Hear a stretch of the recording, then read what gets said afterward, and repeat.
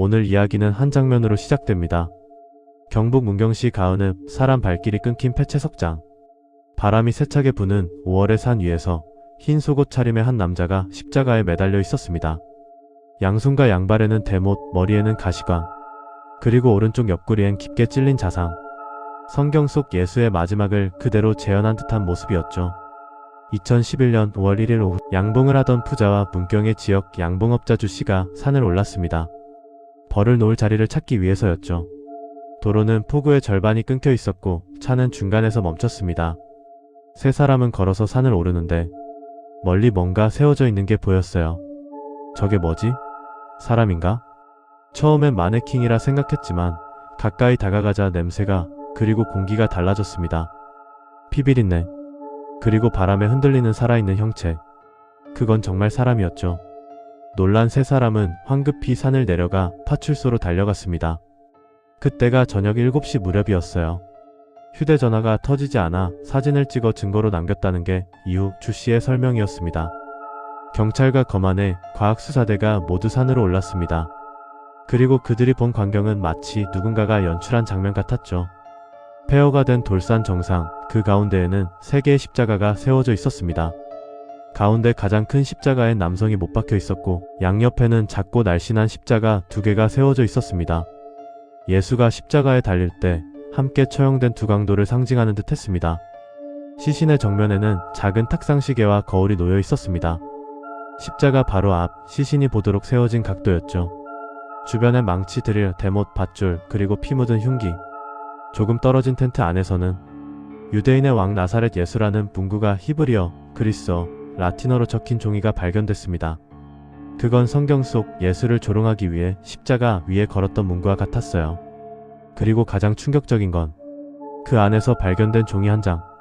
거기엔 십자가의 크기, 각도, 못의 위치, 작업 순서, 그리고 자신의 손을 끼워 넣는 방법까지 적혀 있었습니다. 그건 완벽히 설계된 죽음의 계획서였습니다. 차량 조회 결과 그 SUV의 주인은 경남 창원에 사는 58세 택시기사 김씨. 그는 문경과 아무런 연고가 없었습니다. 그런데 몇 주 전부터 이상한 행동을 보였다고 해요. 택시를 팔고 혼자 살던 집도 정리했습니다. 짐이 많이 들어가는 차를 사겠다며 흰색 SUV를 새로 구매했는데 직접 공장으로 가서 첫 운전은 내가 해야 한다고 고집했죠. 그리고 동생에게 부탁합니다. 운전석에 수건을 하나 깔아줘. 그건 단순한 청결이 아니었습니다. 성경 속 예수가 예루살렘으로 들어갈 때 제자들이 나기 위해 겉옷을 깔아드린 장면을 재현한 행동이었죠. 그 후 그는 문경으로 향했습니다. 4월 13일엔 김해의 목재소에서 직접 나무를 사 못이 잘 박히는 나무로 달라고 주문했고 며칠간 여관에 머물며 공구, 식료품, 텐트를 샀습니다. 그리고 휴대폰을 해지하고 통장 잔액 900만 원은 형에게 송금, 남은 잔돈은 불우이웃 돕기 성금함에 넣었죠. 그 모든 건 누군가가 세상을 정리할 때의 모습이었습니다. 문제는 방법이었습니다. 사람이 자기 손에 못을 박을 수 있을까? 국립과학수사연구원은 현장 증거를 토대로 시뮬레이션을 했습니다.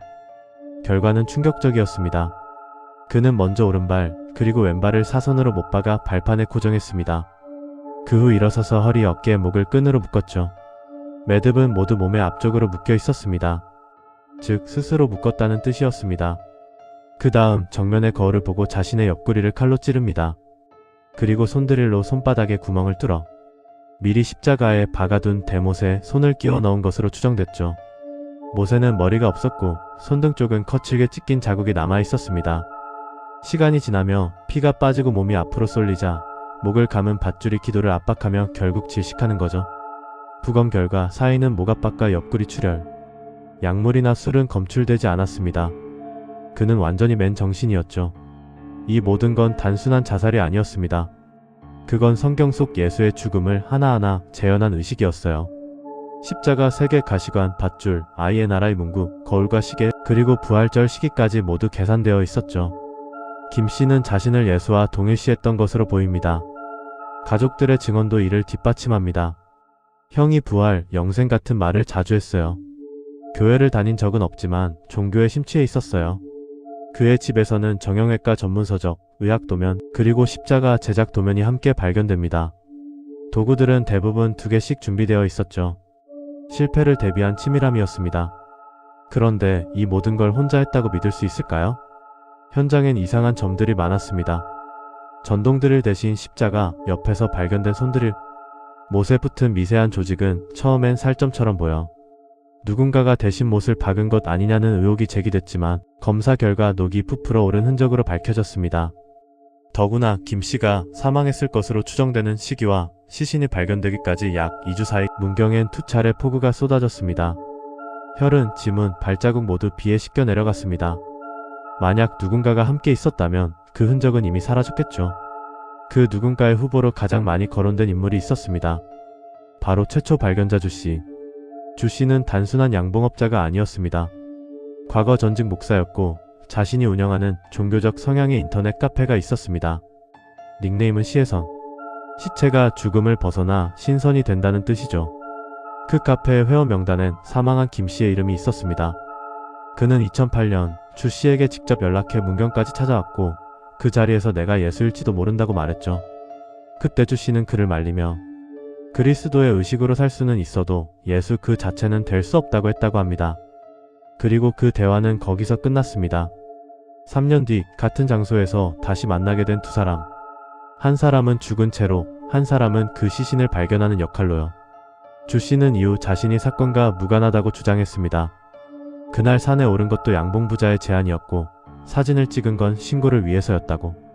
경찰 조사 결과 사건 이후 김 씨와의 통화, 첩촉, 이메일 등 접촉한 증거는 없었어요. 현장에서도 김 씨의 DNA 외엔 아무 흔적이 없었습니다.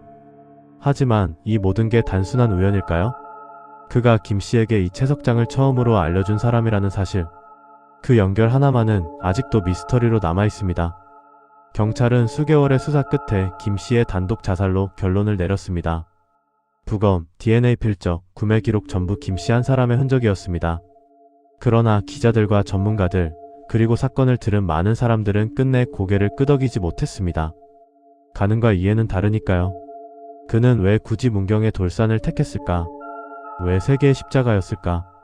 왜 자신의 얼굴을 비추는 거울을 두었을까? 그는 정말 누군가에게 부활을 보여주고 싶었던 걸까? 가장 비극적인 건 그가 원래 선한 사람이었다는 점이에요. 동료들은 말했습니다. 법 없이도 살 사람. 온순하고 겁이 많던 사람. 그런 그가 스스로에게 대못을 박았습니다. 믿음이었을까? 죄책감이었을까? 아니면 광신이었을까? 지금 그 산엔 아무것도 남아있지 않습니다. 십자가도 텐트도 거울도 모두 치워졌죠. 하지만 바람이 불 때마다 그날의 소리들이 아직 남아있는 듯합니다. 청테이프가 흔들리는 소리, 못이 나무를 긁는 금속음, 멀리서 울리는 벌레 울음. 그리고 그 위로 겹쳐지는 남자의 마지막 숨소리. 사람이 신을 흉내내면 신은 침묵합니다. 그 침묵이 문경의 바위에 아직 스며있죠. 지금까지 문경 둔덕산 십자가 위의 남자. 저는 여러분과 함께 한 남자가 만든 믿음의 무대를 다시 걸어봤습니다. 그런데요, 문득 이런 생각이 듭니다. 그는 정말 혼자였을까요? 아니면 우리 모두가 그의 관객이었던 걸까요?